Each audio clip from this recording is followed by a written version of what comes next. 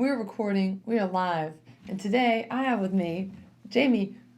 I always say your last name, McAnally. McAnally. We did this last time. McAnally. McAnally. I love it. Andrea Coughtry, and we have absolutely no plan once again. But the last time we recorded, we came out with an article, which we just Yeah, we finished. somehow pulled it out. It feels like I'm on Kentucky News at the moment with Andrea's setup. Well, It's good to be here. yeah, absolutely. I'm just going to be interviewing you. I'm just kidding. This is a surprise interview. Well, I did want to because we've actually, so the way we did the article, we filmed our video and then we kind of went our separate ways. You did my favorite tech app, Google Docs. Thank you for that. And basically, you just kind of, did you use AI? Because I'm going to put you on blast right now. That was so hard to read. It was like, furthermore, Well, the that's first men. version. Yes. Yeah, I think we kind of just went for it, which seems to be the approach of most things with these, businesses and everything. But yeah, the idea was, let's write some content for InMan. And Andrea had some really good ideas. I was like, let's just record a video. Let's see how it goes. We talk random crap all the time. Why don't we see if that can turn into magic?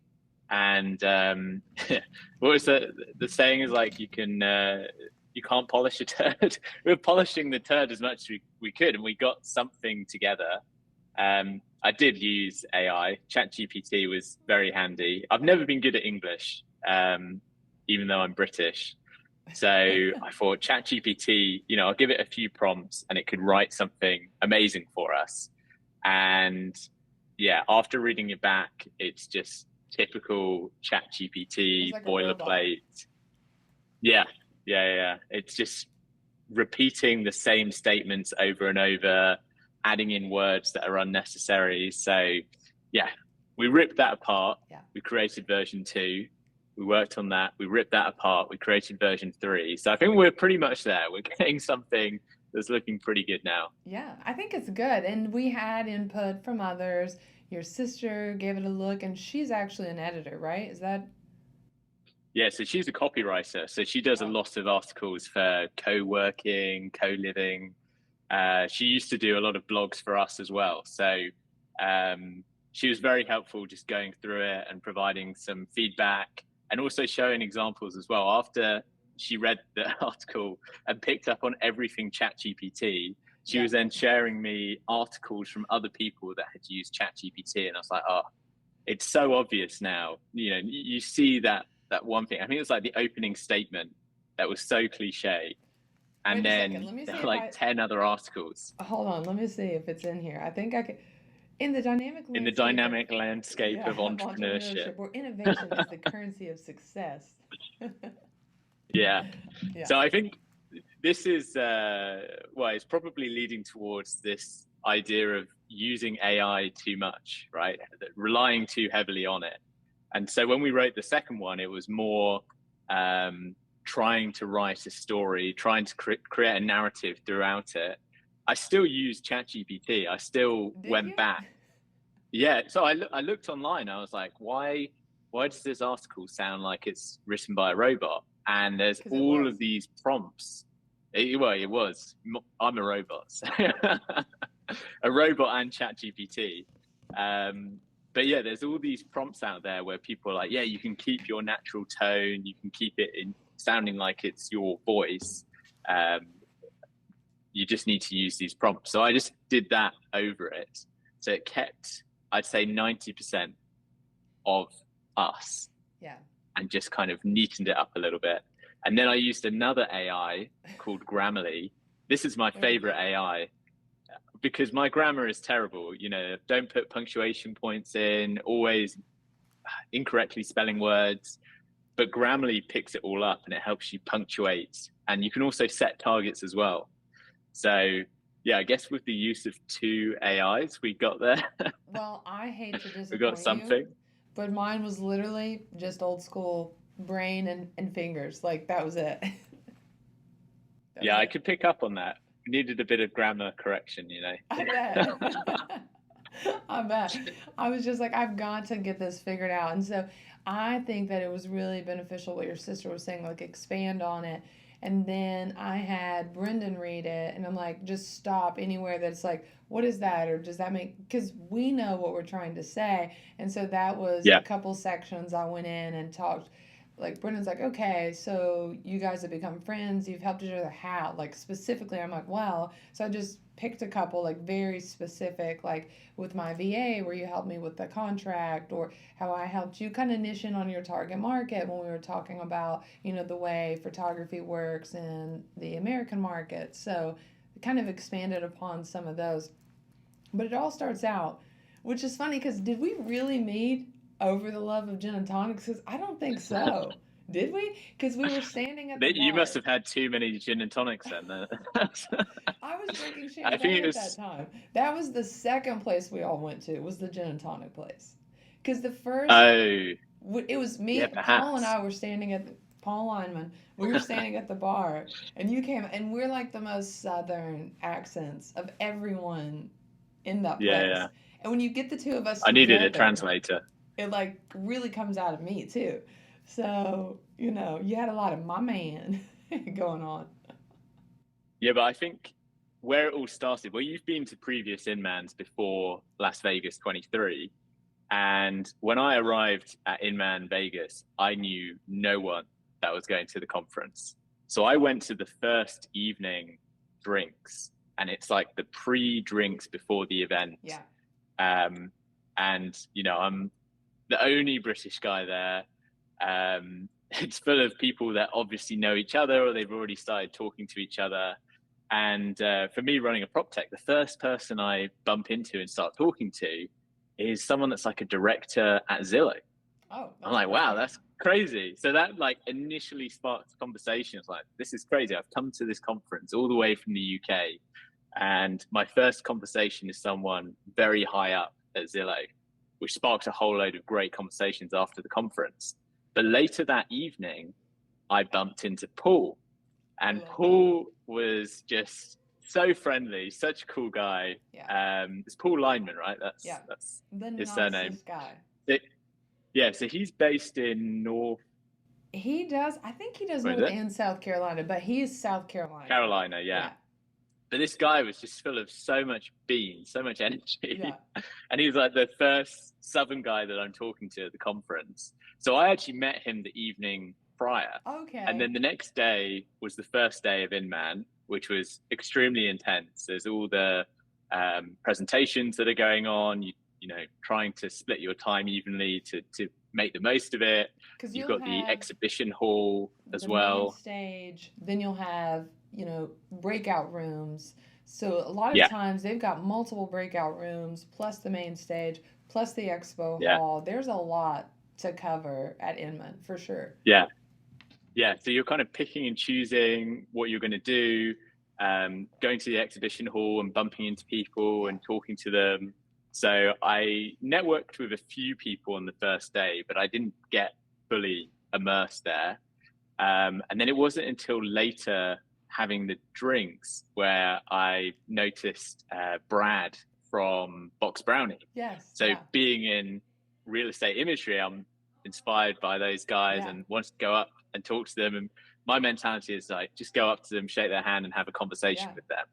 So I start talking with Brad. Turns out he's a really nice guy. He We're is, talking about I say this our about everybody. businesses. I promise you, I Yeah, don't like everybody, but Brad is so nice. We recently did a one-on-one with him and our team. He zoomed in. He's an Aussie, for those of you who don't know, so he did not come to Kentucky, but we did a Zoom, and he's just so willing to share knowledge and information. Amazing, amazing company. He's a really cool guy. yeah. I mean, we bonded over the fact that we were both wearing Australian shoes. Oh, So, were you? so that was how we started. Yeah, I mean, this is how I always start conversations. Like find something that's a common interest, right? Yeah.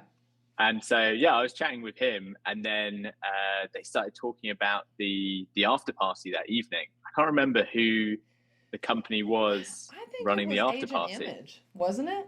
I think it was Agent Image because they rented out like that whole really cool. Rooftop. Yeah, I think Was it it was Agent Agent Image Image? because I remember That's quite bad Drew. that we don't remember. They Well, paid for a lot of drinks. that's how I met Drew, and I thought that was his event, but also you go to these events and sometimes you meet other businesses that I think it was Agent Images.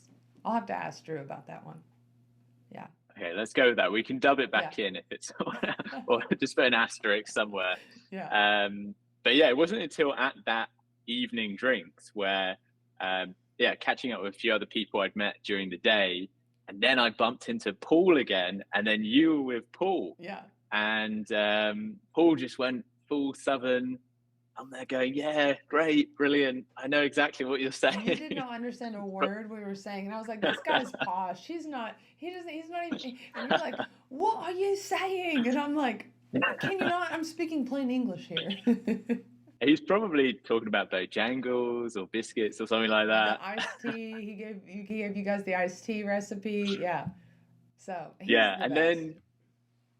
and then I think there was a group of us that went back to the Aria to the Sky Bar or something like that. Yeah, the one in the So lobby, that's when we had the gin and a tonics. gin and Yeah. tonic So because I see, was going on about how good a Hendrix gin yeah, and tonic is. I think probably. yeah.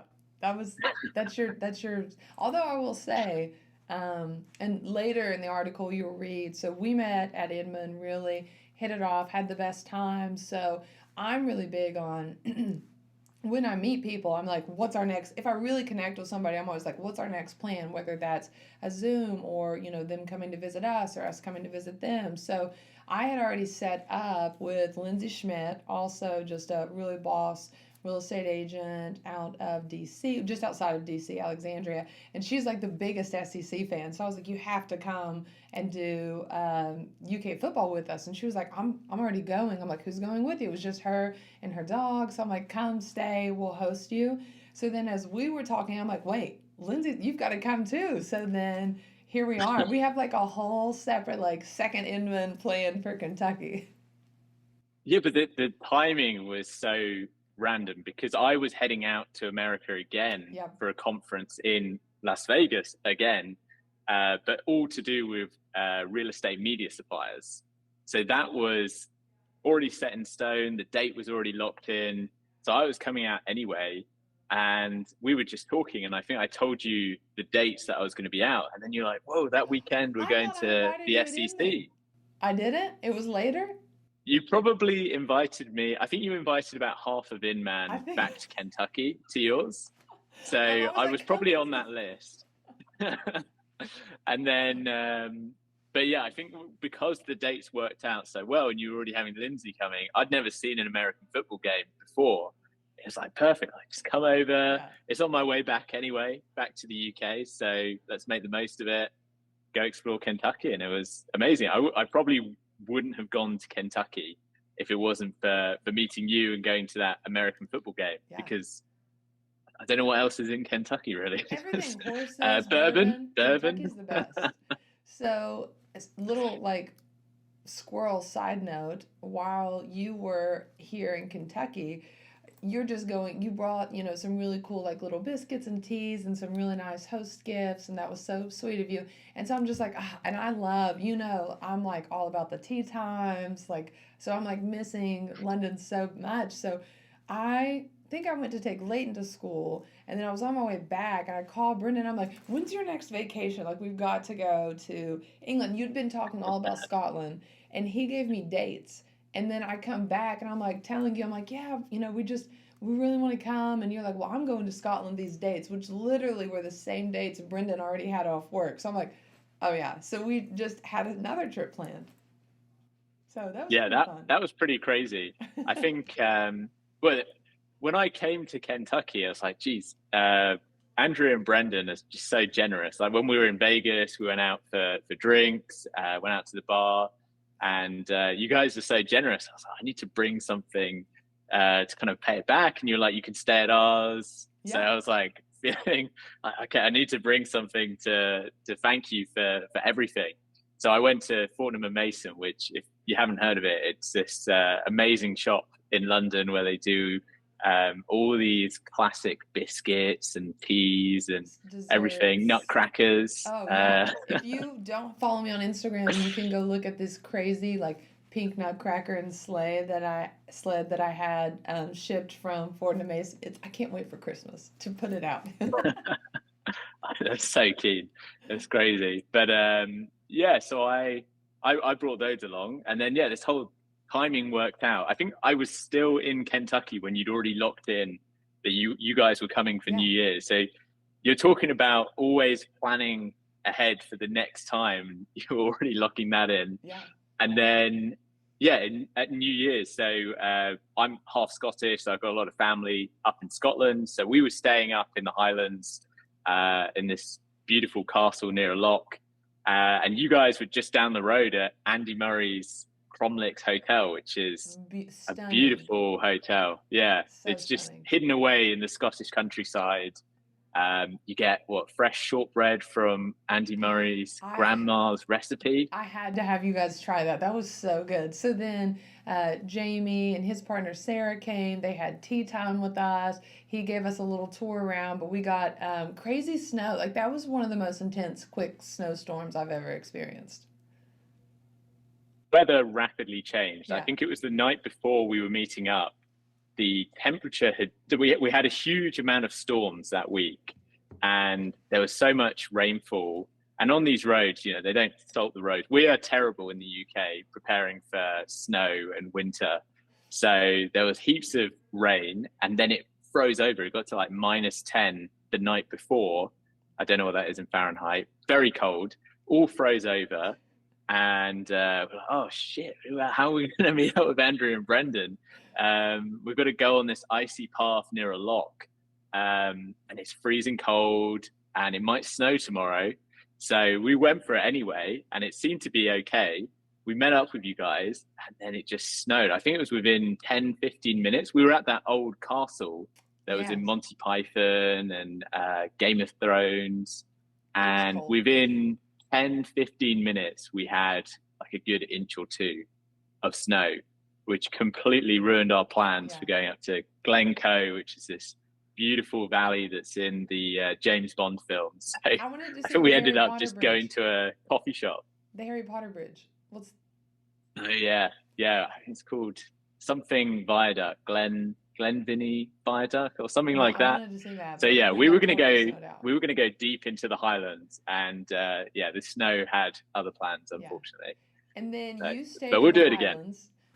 My husband and I went down to Edinburgh and we stayed at the Balmoral and we got to Oh, see and stay in like the J.K. Rowling suite, which was so fun. Did Balmoral New Year's. I love Edinburgh, by the way. It's the cutest town. It was so cute. And then we met up again in London and kind of hung yeah, out, went shopping, just had fun. It was a lot of fun. yeah. So that's pretty crazy. And then yeah, we're gonna be doing InMan again. So Definitely. keeps on going. Yes, it does. So I'm like, Inman? What are we doing? Although now I'm hearing you're going to Tuscany. I'm not coming though because you're doing a workout thing. Yeah, but you're going to Mexico. This is Yeah, you're winning. I'm going to Mexico Saturday, but Cabo's not till June. I do want to hear more about that trip, so you guys will have to tell me about it. But anyway, okay, back to the article. So now everyone knows how the real story, how we met. Um, Yeah, and I had a little tip that I wanted to impart, kind of hearing you talk about your experience coming to Inman and being like, I didn't really know anyone. So there's an app that you can download prior to the event. And I had never done a big conference like that by myself. And you knowing me, meeting me, you would just be shocked to know that I was kind of nervous. I was kind of scared. Like, I travel mainly with like a posse, like in Cabo, it's my mom, my dad, my son, my husband, my brother. Like, I'm like the person that's like got the crew with me all the time. And, so I was all on my own going to this conference. So I download the app beforehand and you can connect with people coming to the event so you can see everyone coming. So for you, you can look and see like who are the prop tech guys or who are the agents or what markets am I trying to get into. Well, for me yeah. it just so happened, did you meet Jason Farabee? Well, I think you did. Doesn't ring a bell. Yeah, but Maybe. nicest guy based out of Louisville. Well, we have some of his friends are partnered with Brendan and their medical clinics. And so we knew each other from some mutual business and connections from Louisville. And he messaged me, he's like, hey girl, you coming to Inman? And I'm like, yes. So I felt more comfortable instantly. And he and I didn't even run into each other till like second to last day. This was my first Inman. I forget. I didn't meet you on my first Inman. I met you Inman's later. But this was my Yeah, very when was your first first Inman. InMan? Was that 22 So that would have or been sooner? 2020, I even maybe, or 2021. Oh 2021. wow. So Yeah, it was. you're old old InMan. You're right, I'll win. So I went to that one in Vegas, and I felt more comfortable, even though he and I didn't meet up instantly. I felt more comfortable instantly. Like, okay, I know someone there, and so we were, Mm. texting back and forth on the app. Got to meet up with Jason. He knows everyone, so he introduced me to a lot of different people in the expo hall, like reps, and it's fun because you start to see those same reps every time. Well, the first day of Inman, I'm like sitting there, kind of like quietly, and Brad Inman had this challenge. He was like, anybody willing to get on stage and dance to his favorite song, which was that Beyonce, You Can't Break My Soul. And he was like, anybody willing Wow. to dance? We're going to have a competition at the end, and whoever wins, it gets like hotel, flight, ticket. It was like everything. And I'm sitting there, and I No wanted to go shit. on stage and dance so bad. I'm like, just for the fun, just for the nerd, because it made me so scared. I wanted to do it. And I look over, and there's this guy, like super sharp guy, sitting to the left of me. And I'm like, you should go do it because I wanted to do it. So I'm pushing him to go do it. You know me. I'm like, I'll push other people. Like I'm such a good pusher. Yeah, But I'm yeah, like, yeah. you should go do it. And he's like, yeah, I will go do it. Just gets up and goes to do it. And it's Nico, who Bloody is hell. also an ambassador, who I've Oh become. wow. Yeah, love Nico, the sweetest, kindest guy. Nico's great. I promise I don't like everybody, right? But I'm like, Emma's just a great group of But people. this just shows that InMan is full of nice people. Maybe that's really Yeah. what you're proving here. He gets up and he goes and So dances. Nico gets on stage. And goes and dances. So the That's next amazing. day, everybody gets up and goes and dances. I still didn't go and dance. The last time, the last opportunity, I was like shaking. I'm there by myself. I'm like, I'm going to dance. And I get up there and I did it. I didn't win. This guy, he did like the worm, like he was hilarious. He Amazing. won. He should have won. But the And that wasn't nerves, Nico. and it wasn't him though. But I met so many people backstage going to dance, and we all followed each other on Instagram. I ran into them later. Some of them are in cities I visited. It's just really a Amazing. great opportunity. And I'm not even trying to make this a plug, but my first Inman, I was like, I do need help. I need help. I'm a solo agent. I hired my first Yeah. admin who's still with me, almost 3 years now. And I mean, the second Inman, I hired Mason, my buyer's agent, who's 2 years with me now.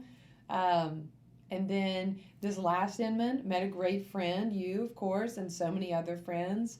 Inman before that, I got asked to be an ambassador, which has really opened up a ton of connections and just, so yeah, I think it's fun. And our article is really about, like, if you meet someone there that can be a good, friend, mentor, coach, partnership opportunities. There's so much that Mm. if you just open those doors and make plans to connect again, make sure you get their contact information, follow them on social media, send them a message on social media so you remember who it is. You're going to be meeting a lot of people. Like, I even had, do you remember Gary from Hometown?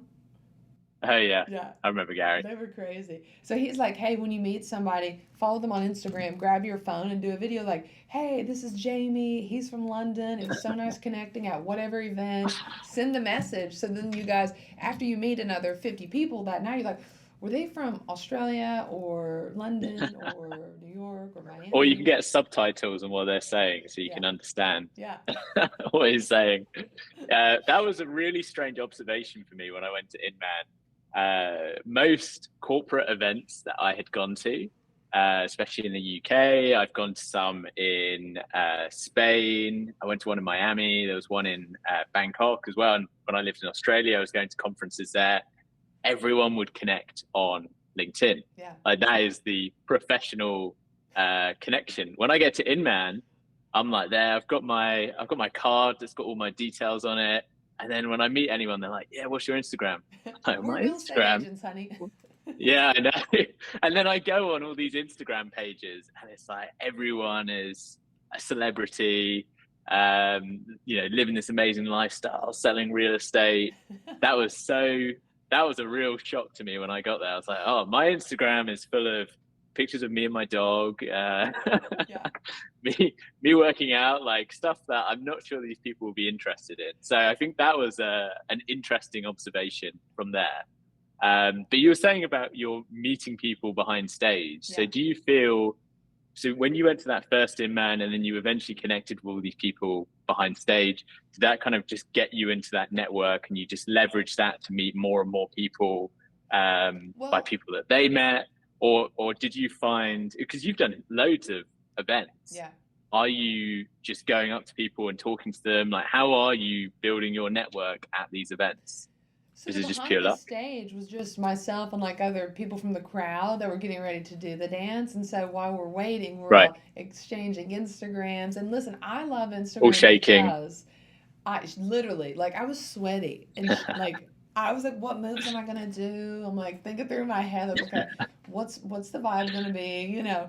But so it was kind of hard to connect, but I did still. But I love having people on Instagram. And then I'm gonna answer your question because I like to get to know the person because to me, there's no business opportunity in this world worth my time, my money, my effort, my energy if the person behind the screen isn't someone that I want to go and meet their family, that I want to go and have dinner with. And part of the reason why I'm at the brokerage I'm at now is because I said to myself, hey, I don't really network with people in this office. I don't go to dinner with them. I don't invite them to my events. And it just felt like empty in that regard. So, coming to my new Mm. brokerage, the owner, he is crazy. He's hilarious. He puts it all out there. And I'm like, I like this guy. He's just super honest, no guard, like guards down. So that's how I chose my new brokerage. But same thing, when I follow people on Instagram, yes, you see a highlight reel, but I do see your dog. I do see you work out. I do see you like a proper gin and tonic. You're from London. It's a little more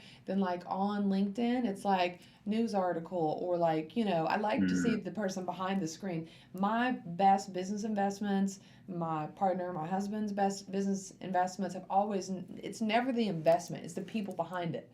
And you're an entrepreneur, so you see and feel that no matter what the idea is. And we've talked about this. You could have the best idea in the Mm. world, and the people behind it aren't capable, and it's just gone. Either it gets bought out by somebody else if they're lucky, or it just fails. And somebody else does the same thing and it's super successful. So I like to know the people behind the product. That's a good point. I think there's a lot of stereotypes around the people on LinkedIn who are all these stories of like, oh yeah, I was just on my way to the office and there was a cat about to get run over, and I spared a moment to save the cat. But I managed to get to the office and land this, massive client. Yeah. It's a bit of a meme at the moment, the sort of thing that's going Yeah. onto LinkedIn. So yeah, I wonder if maybe it's just a British thing. Maybe You're too we're, posh. we're just like this. What's that? You're posh. Posh. Yeah. Yeah, but I don't think everyone in the UK is posh. It's Yeah. maybe we're just pretentious. Maybe we don't want to kind of show everything. Because that was another culture shocking thing for me when I went to InMan. There was a presentation about how to be really authentic Authentic. in real estate. Yeah, and the lady, like, great presentation. She was talking about, yeah, you're going to post about your family and what you're doing here and there. And I was like, I don't know if that would work in the UK. I'm not sure if we would receive it the same way. We might just think of it as like, I just want to buy real estate from you. I don't know why we're like that. I think Yeah. it's just hardwired. But maybe that's why we're less interested in giving things like our Instagram details Yeah. at events, perhaps. The other interesting observation I had was when I lived in Singapore, if you go to a networking event there, it's really rude to connect with someone Oh. straight away. You're kind of you need to first have a conversation, and then when you present your business card, you've got to like put it in your thumbs and present it in a certain way. it's a very different way to doing business to the UK or the US. I think, yeah. I would But on the not do US, well I had there. people adding me on Facebook as well. It's crazy. Yeah, I would not do well there. I'd be like, "Hey there, so do you have Instagram? Are you on Instagram?" Yeah, They'd be like, "No." But I think it's just yeah, it's so about different. the culture and what works. So for you, you kept warning me because I'm such a talker. So you're like, "Hey," you were like, "We're gonna take the tube," and I'm like, "No, we're not." And you're like, "Yeah, we are."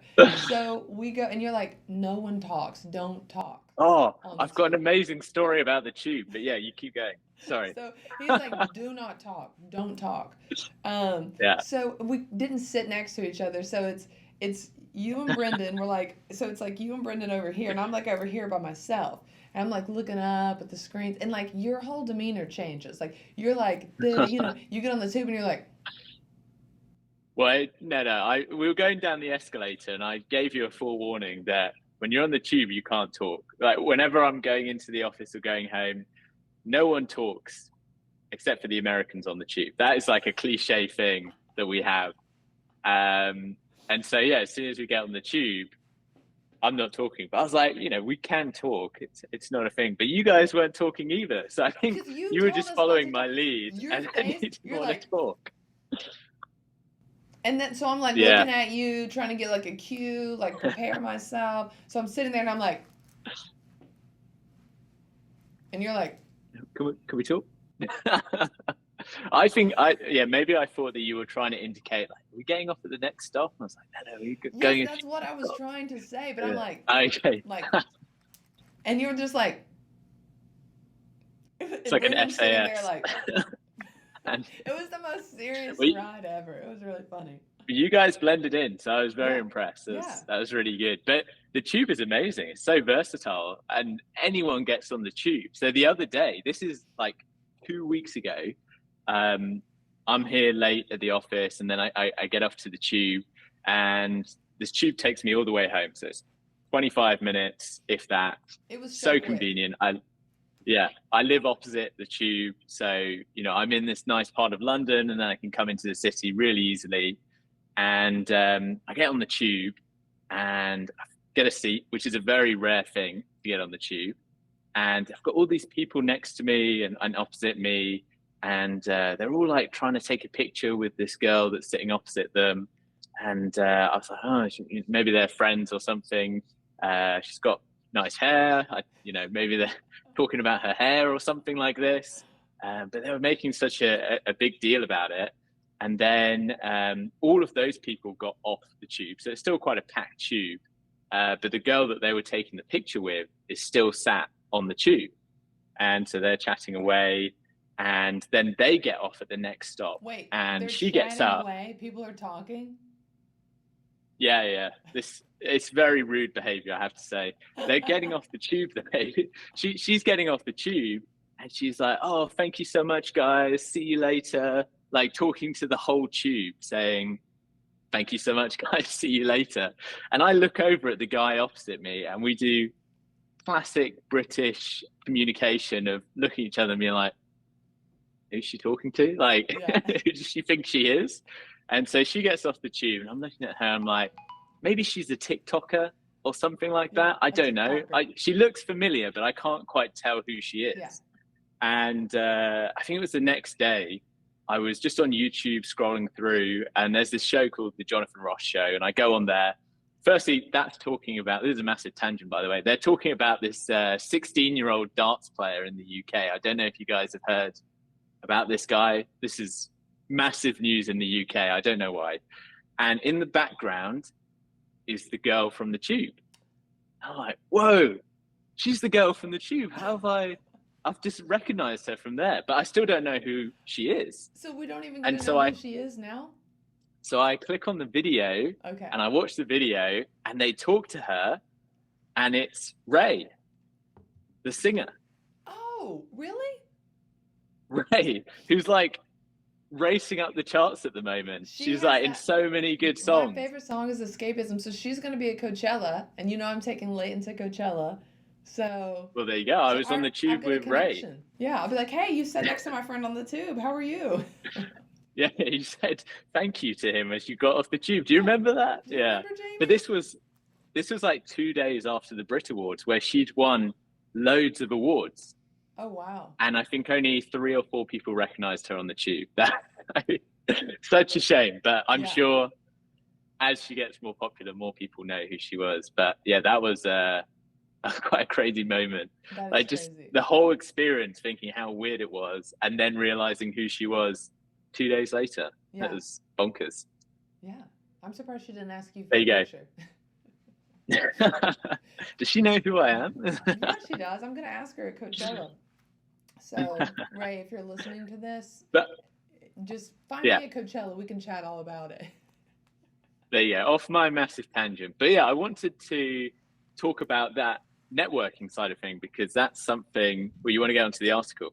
Well, just saying, I just want to make sure. So, the beginning, we talk about kind of how we met, we expanded on that, talking about the Yeah. networking, which I love. And then you wanted Mm. me to answer how I find to network with people because that's really kind of the premise behind the article. And honestly, there's like a lot of, we've covered most all of this, honestly. I feel like we've done really good. We haven't we haven't spoken about the cross industry. At all. You mean the headline, like what the article's about? Yeah. Oh. Why the title? Why the cross industry relationships are helpful? But we can dive into that in just a little bit because I think this is an interesting thing for other people. Yeah. Um, I, when I started going to networking events, I started really young because I was just so interested in building businesses, watching YouTubes of all these people that are starting businesses and startups. I was really inspired. So I started going into London. I grew up in the countryside, about an hour and a half from London. Um, and when I was about 17, 18, I started coming in the evenings and going to networking events and pitch events. And I found it really intimidating. You know, these people are obviously older than me. They're all in their 20s and their 30s, even though I looked like I was a 30-year-old at 17. But, you know, how do you just go up to a random person and start talking to them? And I'm not a very extroverted sort of person. I'm quite introverted, and then I become more extroverted with those people. So my mentality was just fuck it, let's do it. You know, Yeah. just go up to someone, shake their hand, and then ask them what they're doing. And that was always the mentality of going to these events. Like I just found going to these networking events when I was younger, everyone's there to connect with other people. You're never going to shake someone's hand and be like, hey, what do you do? Or, you know, what did you find interesting about this event? And them to go, I don't want to talk to you. You know, why are you coming out to me? No one is like that. And I think it's like you say, when you're going up for that dance, you feel this you feel nervous to go up to someone and just talk random Yeah. crap to them and start a conversation. So that's just taken so much time going to all these different events, from the little networking events to conferences, to just go up to someone and shake their hand. Like, you know, Brad from Box Brownie is a real inspiration. They've built an incredible business, and he's there, the guy that was, you know, one of the co-founders from the start. Yeah. You're never going to have an opportunity to, you know, when he's out of the shops in Australia, you're not going to go up to him there when he's doing something else. He's at this conference to connect with other people. Yeah. He's ready to talk. Even when I had my business in Singapore, I went to a conference there and they had all these speakers on the stage, and they were talking about, well, so the company was a little bit involved with tokens and on the blockchain and things like that. Don't get So Brendan involved in this. You know, he's obsessed with the Bitcoin. He's orange pilled. but this guy, Jack, he was on stage, and he was really high up at Huobi, which was one of the massive exchanges based in Singapore. And he was on stage and he was in this panel talking to all these other people. And as he left, he was leaving to get into his taxi. I was like, I need to go and talk to this guy. And so just before he got in his taxi, I went up to him and, you know, shook his hand and started speaking to him. I was like, I've got to take advantage of this opportunity.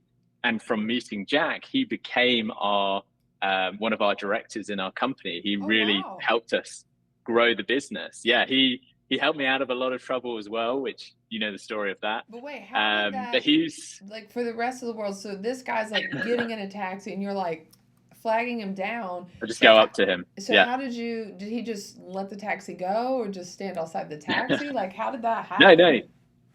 Yeah, so I went up to him and I was like, "Oh, Jack, I'm really inspired by your presentation. I'd really like to tell you more about this business that we're working on." And he was, really thankful and gave me his card, and we connected on WeChat at the time, which, like I said earlier, that's not a very Singaporean thing to do, Yeah. connect like that so easily. And then he got in his taxi and went off. But then I just started talking to him on WeChat. I think it was WeChat. And it led to then having a meeting at the Huobi office. And eventually, yeah, he joined us as the director. And he was also an entrepreneur. He's done some previous businesses before that. I love that. And we got to leverage off of all of that incredible experience. And even when we were closing the business down, he was an amazing person to go and speak to and work out, is this really the right time to close the business down? How do we go about it the right way? All of that led from just flagging this guy down from getting into a taxi, who, which is, and I was shitting myself. I was so nervous to go up to this guy. Like, he's a big deal Yeah. in this space. And I just went up to him and shook his hand. And, I think that's a key point. That's a key takeaway, is that me getting on stage and dancing, what you see in the crowd is, oh, look at that girl. She's dressed, really pretty. She's fun. She's nice. She just jumped up on stage. Nico really did just do that. Okay. He's a unicorn. But for me, I was literally sweating, shaking. I was uncomfortable the whole time. I yeah, was so nervous. I felt like I was going skydiving. And often you yeah, find that, that you're scared to do something, and then you do it and you're like, why was I even scared to do that? And so for yeah, me, I think the biggest thing is, if you're going to a conference, if you're going to a meetup, anything that you're doing, right, you're there for a purpose. So, for example, not to beat a dead horse, but like InMan, everybody there is in prop tech, is a real estate agent, is a vendor for a real estate service. You have so much to talk about with each and every individual. I mean, I could walk in and find something to talk about with every single person there. We're all in the mm, same industry. Like, even you and I was like, tell me a little bit about how does, the real estate, and it just led down this path of, I had no idea that's how you buy and sell real estate in London. I had no idea that's how you buy and sell real estate in Kentucky. Wow, Kentucky is really different than Miami, which is really different than New York, which is really different than California. And it's just like, every one of us are also mm, doing different type of marketing tips, tricks, tools.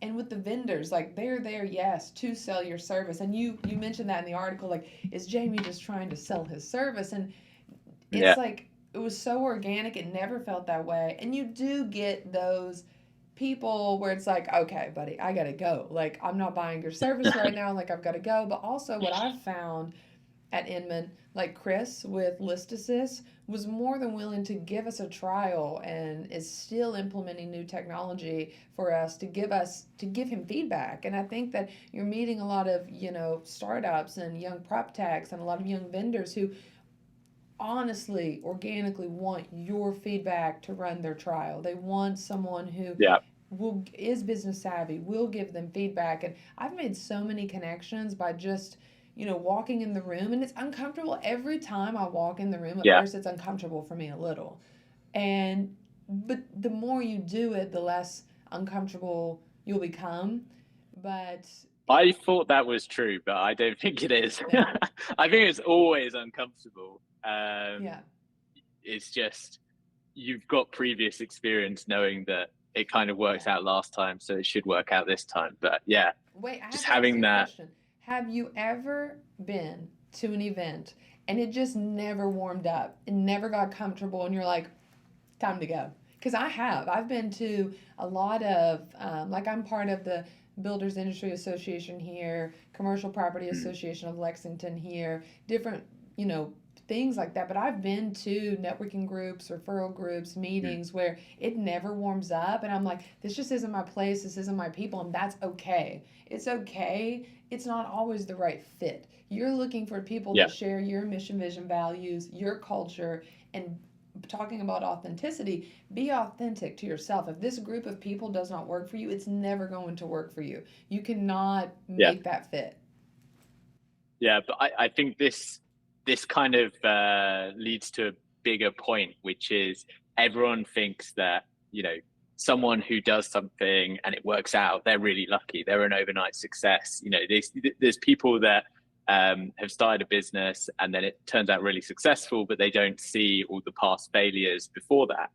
And I think another, to put it into like sporting terms, Michael Jordan, everyone's like, he's always lucky when he shoots the hoops, he always Yeah. gets them in. But he is practicing every day. He's working hard. He's putting in the hours. He's trying to shoot the hoops. I'm terrible at the basketball analogy, but he's always trying. And he's probably, his win-loss ratio is probably similar to some of the other NBA athletes, but because he's doing it so much, when he does win, it looks like it's luck. Yeah. And I think that's like with anything, when you go to these networking events, not every networking event is going to work out. When you shake someone's hand and meet someone, there, like every now and then there'll be someone that isn't warm and accepting. But if you don't go and shake these people's hands, if you don't go to the networking events, then you're never going to be exposed to these opportunities. Yeah. So I think that is more important, is, you know, exposing yourself to more opportunities. Yeah. You know, you're going to win, you're going to lose, but as long as you're doing it, you're going to make some progress. So I think that is a big lesson from all of this. And yeah, sometimes it will get easier and sometimes it won't. And sometimes it's not the right fit, and that's okay. Not everyone is your cup of tea.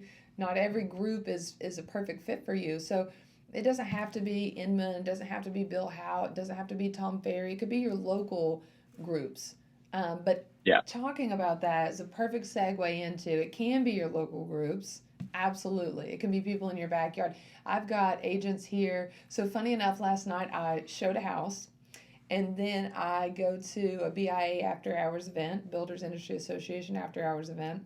And the agent whose house I just showed is there. And I'm like, hey there, how are you? I just showed your property. And I actually had a few questions that I asked her. So definitely network in your backyard. Do not look at real estate agents solely as your competition in your neighborhood, Yeah. because they also can help build you up. And when there's industry changes, you all can stand together to kind of support each other, support your community. If there's a tragedy in your community, support each other.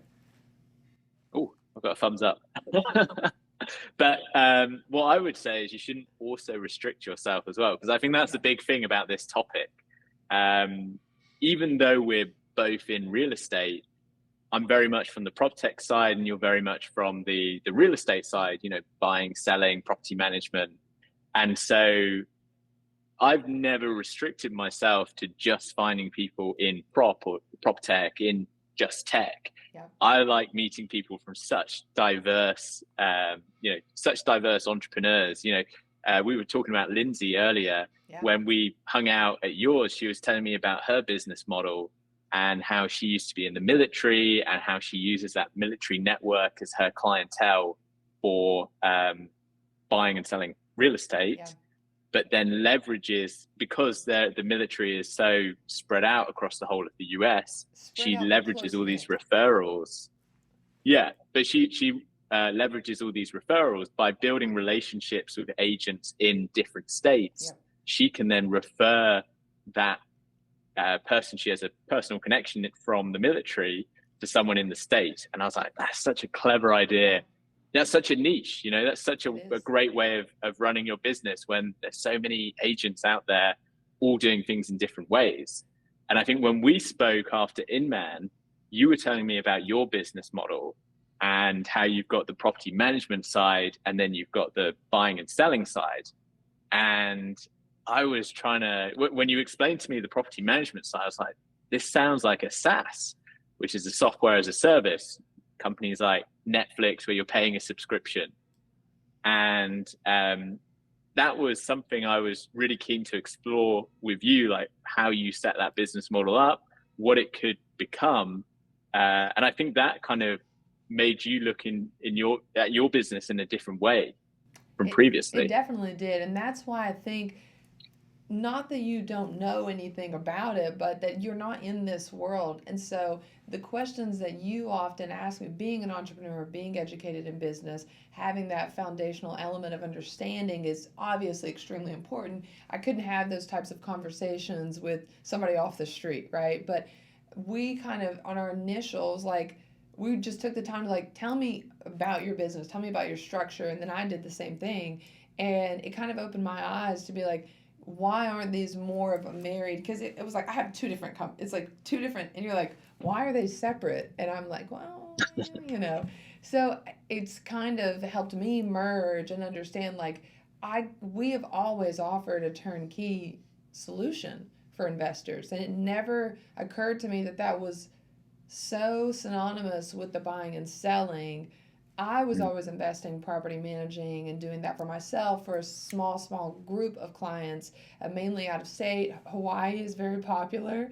Um, but it just was like, I need to be letting people know that we do all of these services and that this is something that we can offer you because that's my niche. My niche is over a Yeah, decade of, property management, investing experience, having a master's in business administration, where I've focused on real estate as my vertical solely for over a decade. And, it's just, it's sometimes I feel like you're the same way, but I have my blinders on. I'm just like running my own race so hard every day that sometimes when you stop and you're like, wow, look how far I've come, look how much I've grown.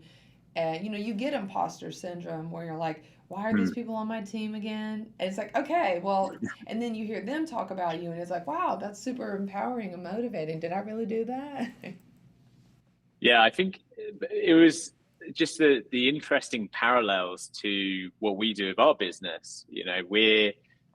If you think about it on the buying and selling, if no one buys a house next month, you've got no revenue for next month. And if you've got no inventory, you've got nothing to sell as well. So there's all these components that are required to make the business flow, and they've always got to be moving, and one can't scale too much without the other.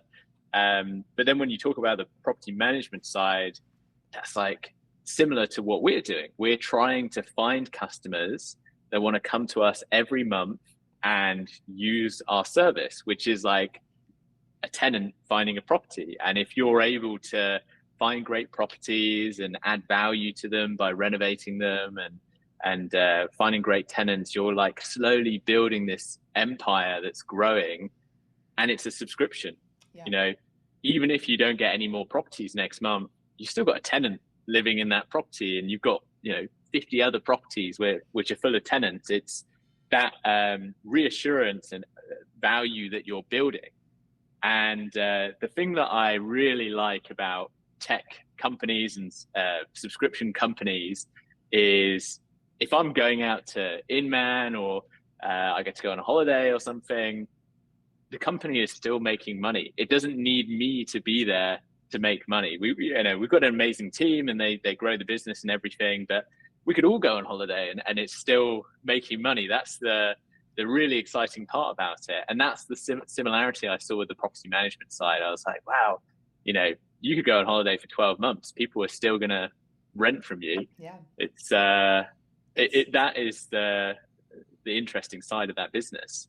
And interesting it is how many real estate agents do not have investment properties, do not have secondary streams of income. They are killing it. They are top producers. They are crushing it. They are making so much money. But if you break your leg tomorrow or you go on holiday for a month, there's only so Yeah. much you can do in real estate, in my opinion, Yeah. from afar. Yes, you have a team, but a lot of real estate teams, the team leader's the breadwinner. They're the rainmaker. They're the ones producing. And when they're gone, things slip away.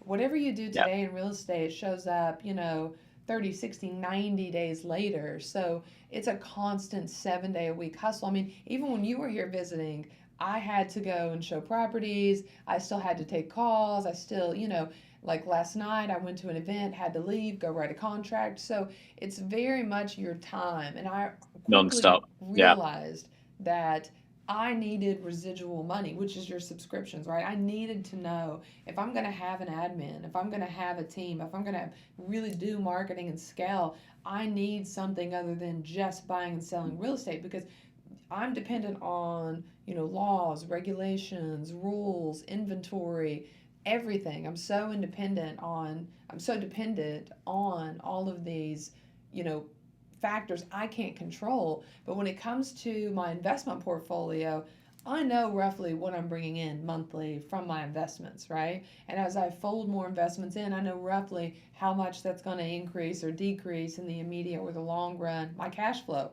Yeah. I know exactly, I know what my rent roll is. I know how much I'm going to make from property management services. I know roughly how many leases now are going to turn over in the next 1, 2, 3 years. How much are we going to bring in leasing fees? These are guaranteed cash flows, right? People have to Yeah. have a place to live. People are always going to have a place to live. So with my Yeah. investing and my property management, there's my set. This is what I can spend. And then I look at buying and selling as that's the, dessert. That's the extra marketing money, the extra travel Mm. money. The if I stop selling real estate tomorrow, I can still live a great lifestyle, but I never want to Yeah. stop selling real estate. But that was Yeah. important for me, and a lot of agents don't look at it that way. They're like, I'm making why spend my time on slow growth investment portfolios, slow growth management portfolios when I'm making, chunks of, change by listing, selling, wholesaling, whatever they're doing to make commissions. That's Mm. where the money is, right? Because real estate's a long play Yeah. if you're investing. Yeah. And I think at the end of the day, you're building a business, you're trying to add value. And every time in your property management portfolio, when you add another property, the value of your business is going up. Yeah. Whereas if you looked at buying and selling and you wanted to sell that business in the end, it's maybe the client book that you have and the team that you currently have, Yeah. but teams turn over very quickly. Yeah. So it's hard to really put a value on what that could be if you were going to sell that as a business in the future.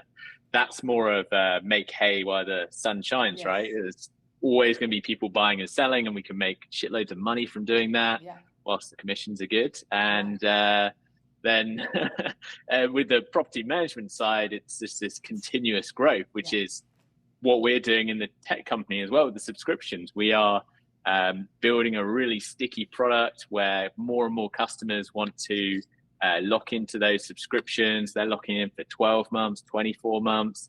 We've had some that go up to like 5 years. So we know we've got that Yeah. guaranteed revenue coming in for a long period of time. And that opens up other opportunities as well. So firstly, you've got your recurring revenue, you've got your gross margin, which in a tech company can be highly profitable, which is great. So then you've got a valuation based off of that. So you could raise capital doing that, but you could also leverage the capital that you're getting from these subscriptions because you've got this guaranteed revenue coming in, which means you have more capital to grow the business today and pay it off in the future. So I think it unlocks a lot of opportunities for people. It's something to definitely explore where maybe they haven't considered it before. But this conversation alone to me is very much a showcase of how much we actually have in common. And when we initially started talking, I don't think either of us would have said we have anything in common, but we're both fighting to get residual, reoccurring monthly cash flows so that we can be stabilized in our company, so that we can take risky moves, so we can, make big changes. And having that is foundational. But then we're also both growing our companies right now. So there's a ton in common there with like hiring, firing, hire slow, fire fast. And I actually called you on one of my recent hires, and I, had a story behind it and kind of where my head was at, and I was nervous, like, do I have too many new agents at one time? Is there a risk associated with this? And sometimes it's really nice to not have a real estate agent's feedback, not to have another team leader's feedback, because their feedback and what they say is totally opposite of what your advice normally is. And so I think it's really important to get a different perspective, because if you're only getting perspective of people in your same view, in your same playing field, you're not getting an overhead or a side view, or you know, you're limiting yourself to people that think you should do what they've done because that's how they grew their team. Whereas your opinion Hmm. is, hey, I'm in this different industry. This is something that's worked for me, and we can compare our situations, which I Yeah. like. Yeah, I mean, this is real classic about listening. And I think listening to others and how, what's worked for them, what hasn't worked for them is really important, because when you were trying to get this employment contract sorted, Yeah. I was sharing stories about things that we had gone through at Auto Enhance. And I mean, it was pure luck that we had sorted our contract out in a certain way. And I explained that to you, how beneficial that was to us in the business. And you were able to make use of that and benefited from it recently. So I think Instantly, yeah. it's, yeah. And that's the great thing about our conversations. We're both managing these small teams. We're really hungry to grow these businesses. And, we take risks. I think you say that you're risk adverse, but you're definitely not. You got up on the stage in the end in that Yeah. story earlier. So I think that is great to share with other people. And if you find people like that, you've just got to talk about ideas, and Yeah. you might even just be talking about something that you were thinking about and you hadn't quite developed it in your head. But then talking to someone, you work it out and you go, bingo, I've got it. You don't even leverage the help from the other person. You just talk about it out loud, and it helps you to work out exactly what problem you're trying to solve, or that idea that you had that you're trying to work out. And I So think I yeah, I think said it it is. in the article that the best way to learn something is to teach it. And I wholeheartedly believe that. Like for you, I wasn't necessarily teaching you my business, but I was like, so here's like, because we're both so eager to learn and for information. I think that's something that we really have in common, like at the core of who we are as people. Like I'm authentically interested in you and your business and what you're doing, and I'm listening. And so you were the same. So I was really just breaking it down. You're like, but wait. And you would ask a question, and you would ask a question. I was doing the same with you, trying to understand. I don't understand all your AI, but Hmm. through walking through that, I found pivots and things I was like, maybe I should focus on that a little more, showcase that a little more. And, not that I was teaching it, but by educating you on what I'm doing and how it's working for me. I'm sure same thing for Lindsay. Like as I explain to you what I'm doing, things click in my head that hadn't clicked before. And I think Yeah. probably the same thing for you as you break down what you're doing and how you're doing it and hearing how other people are doing it. It makes sense. I think it's all about being curious. Yeah, I was always that really annoying kid that was always asking the annoying questions, like why is the sky blue, I and could see that. so I was and maybe it's that whole risk adverseness, right? Like I'm happy to ask a stupid question to get a dumb answer, but I think if you're not curious and you just accept what someone's saying, you're missing the detail. Yeah. And I think it's for you when you were doing your day-to-day things and you're explaining to me your business, and you just brush over, yeah, this is how we do the business. And whoa, hang on a second. Let me ask you some questions about Yeah. this. And that's when you start to reveal more detail. And I've got some great people around me who are also like that, but I'm also the annoying person to everyone else who's asking these questions, and really poking holes in their ideas and business plans to work out what substance there is there, and hopefully it's valuable in some ways. I think I introduced you to Dom, who was in the office, Yeah. and when Super he nice. was working on his business, he's like, "Oh, I've got to wait for my developer." He's not a techie guy, and he was like, "Oh, I've got to wait for my developer to build this feature." I was like, well, "Why don't you build it? There's tools out there, there's ChatGPT," and he just never really thought about doing that, and he spent the time working out how he could build it, and now he's able to build all these little tools and parts of his project in his business. But it was having that curiosity or me just being very annoying, being like, why didn't you do it? Yeah. That sparked that for him. So I'll claim credit for that. I love it. I love it. I said that to one of my agents the other day. I was like, the crazy thing is with common sense is that when you're stressed, when you're time pressed, when you're, in the thick of it, common sense goes out the window. And it's something so small as, well, why don't you do it? Or why can't you do it? Or how would you do it?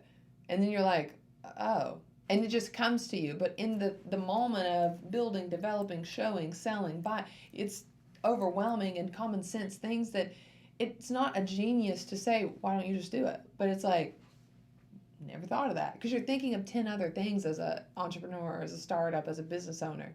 So sometimes it's the simplest things that make the biggest impact. So if you all are coming to Inman, I will be at Miami. You will not. This is the wrap up. We will both be in Las Vegas 2024. Oh, yeah. It's going to be so fun. I'm so excited. It's going to be brilliant. Yeah. I'm looking forward to some heat. It's really cold in the UK. It's warming up here in Kentucky. So it's going to be good. Yeah. But I think, if there's anything to take from this conversation and us just chit-chatting, go up to people, speak to them, be curious. Don't restrict yourself to your own industry. You're going to find something special from someone else's. And just, take risks. Why not? Yeah. Okay, so now I'm going to do my elevator wrap-up of the article. All right. The article, I think, is really brilliant because it showcases different people, different areas, different backgrounds, can really have a lot more in common when you get to, the basis of what they're trying to achieve and trying to do. And sometimes it's good to have an overhead kind of view of you and your business. And you can make not just business friends, but friends. Like, we've hung out and had so much fun. When we talked about the VA and the contract, we were at Liberty shopping. I bought that really cool blue coat. So be curious. In this instance, curiosity did not kill the cat. So cliche. I love it. Let's wrap it up on that. Awesome. Right, back to the studio.